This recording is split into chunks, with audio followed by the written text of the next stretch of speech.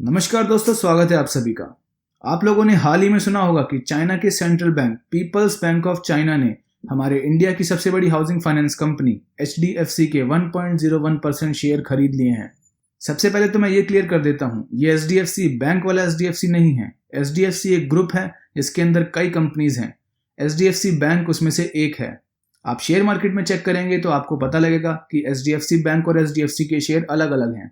तो Chinese central bank के इस कदम से भारत की गवर्नमेंट सत्ते में आ गई है और एक स्ट्रिक्ट कदम भारत की ओर से लिया गया है, क्योंकि सबको पता है कोरोना के कारण सभी कंपनीज के शेयर नीचे गिर चुके हैं, शेयर मार्केट क्रैश हो चुका है, सभी शेयर सस्ते हो चुके हैं। तो ऐसे में अगर कोई फॉरेन कंपनी किसी इंडियन कंपनी में इन्वेस्ट करती है तो आगे चल के कोरोना के बाद जब भी शेयर मार्केट बढ़ेगा, इससे उन कंपनीज को बहुत फायदा पहुंचेगा और एक तरीके से देखा जाए तो इंडियन कंपनीज पर उनका कब्जा होगा।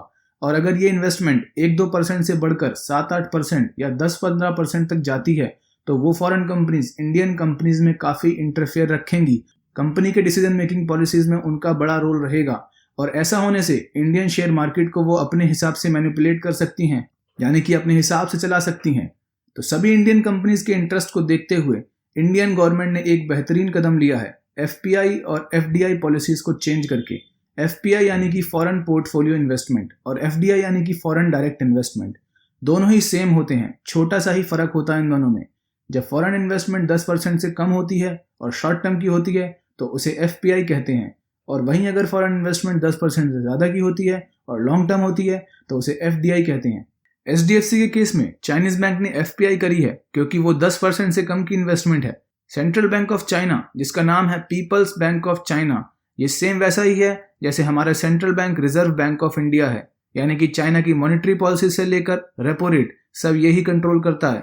तो इस चाइनीज सेंट्रल बैंक ने HDFC के हाल ही में 1.75 करोड़ शेयर परचेज किए हैं। ये क्वांटिटी है शेयर्स की। इतने शेयर परचेज करने के बाद पीपल्स बैंक ऑफ चाइना ने HDFC के अंदर अपना स्टेक 0.81% से बढ़ाकर 1.01% कर लिया है।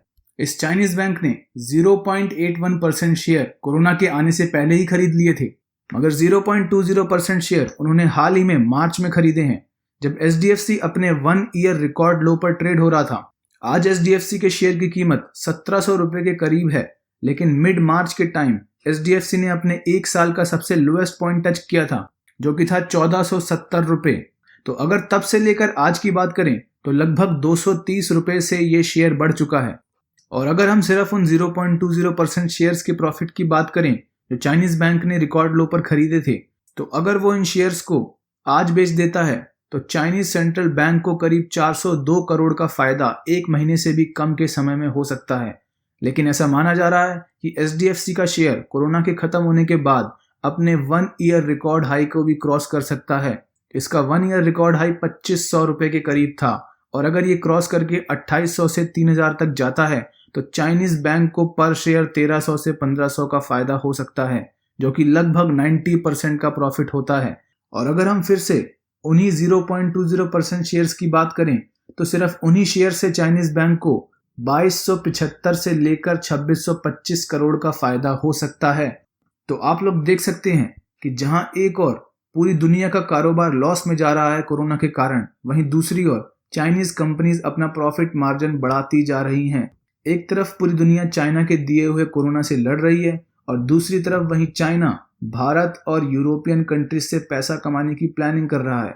तो इसको रोकने के लिए भारत सरकार ने FDI पॉलिसीज में चेंजेस किए हैं।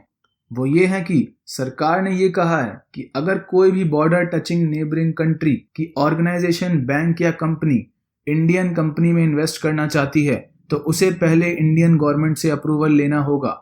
ओपन मार्केट में शेयर को खरीदा नहीं जा सकता, यानी कि शेयर खरीदने के लिए गवर्नमेंट रूट फॉलो करना होगा। और ये बता दूं मैं आपको कि गवर्नमेंट से अप्रूवल लेना बहुत ही मुश्किल काम है। कैबिनेट तक इसकी चर्चा की जाती है और अप्रूवल में काफ़ी टाइम लगता है, और फॉरेन कंपनीज की काफ़ी ड्यू डिलिजेंस की जाती है। तो बॉर्डर नेबरिंग कंट्रीज की बात करें तो उसमें आती है पाकिस्तान, बांग्लादेश, नेपाल, भूटान, म्यांमार, चाइना और अफगानिस्तान। इनमें पाकिस्तान और बांग्लादेश की कंपनीज के लिए पहले से ही FDI पर रोक लगी हुई थी नेशनल सिक्योरिटी के कारण। इनके लिए पहले से ही FDI पॉलिसीज में टर्म्स एंड कंडीशन मेंशन थी कि यहाँ की कंपनीज को गवर्नमेंट रूट फॉलो करना होगा इंडिया में इन्वेस्टमेंट करने के लिए। तो बचती है बाकी की 5 कंट्रीज, जिसमें इस समय भारत को सबसे ज़्यादा खतरा है चाइना से। तो बिना चाइना का नाम लिए काफ़ी डिप्लोमेसी के साथ भारत ने इस पॉलिसी में मॉडिफिकेशन किए हैं। तो SDFC की बात करें तो कई लोग कहते हैं कि 0.20% बहुत थोड़ा सा ही स्टेक होता है, इससे ज़्यादा फर्क नहीं पड़ता। मगर एक चीज़ सोचिए कि ये चाइना की तरफ से केवल एक शुरुआत थी, जिसको भारत की सरकार ने काफ़ी सीरियस लेकर पहले से ही अपनी प्रिकॉशंस ले ली हैं। चाइना ने कोरोना के चलते अपने बिजनेस को एक्सपैंड करने के लिए, इस मौके का फ़ायदा उठाने के लिए अपने एक्विजिशंस की स्ट्रेटजीज बनाई हैं। अगर आप मेरी पिछली वीडियो देखें तो मैंने उसमें ऑयल प्राइस वॉर पर पूरा डिस्कशन किया था, जिसमें मैंने बताया था कि कैसे ऑयल का दाम इतना नीचे गिर गया था। तो जब दाम नीचे गिरा था तब चाइना ने रशिया से ऑयल की बल्क परचेजिंग करी थी। बहुत ही भारी मात्रा में ऑयल खरीदा था चाइना ने रशिया से, और अपने जितने भी ऑयल रिजर्व्स हैं उन सबको फुल कर लिया था। यहाँ तक कि टेम्परेरी ऑयल रिजर्व्स बनाकर उसमें भी ऑयल भरना शुरू कर दिया था। ऑयल प्राइस वॉर की वीडियो का लिंक मैंने डिस्क्रिप्शन में दे दिया है, तो ऑयल प्राइस वॉर की पूरी जानकारी लेने के लिए आप उस वीडियो को देख सकते हैं। तो दोस्तों, इस न्यू FDI पॉलिसी के कई फ़ायदे हैं जो हमने इसमें डिस्कस करे हैं, और बहुत से नुकसान भी हैं इस FDI पॉलिसी के। तो अगर आप चाहते हैं कि मैं डिटेल में इन फ़ायदे नुकसान को डिस्कस करूं, तो वीडियो के नीचे कमेंट करें येस वी वांट, और मैं एम करता हूं 100 लाइक्स का। अगर हमारा ये टारगेट अचीव होता है तो मैं वादा करता हूं कि इसका नेक्स्ट पार्ट मैं ज़रूर बनाऊंगा। और ऐसी वीडियोस देखने के लिए इस चैनल को सब्सक्राइब करना ना भूलें। तो नेक्स्ट वीडियो तक के लिए नमस्कार, जय हिंद।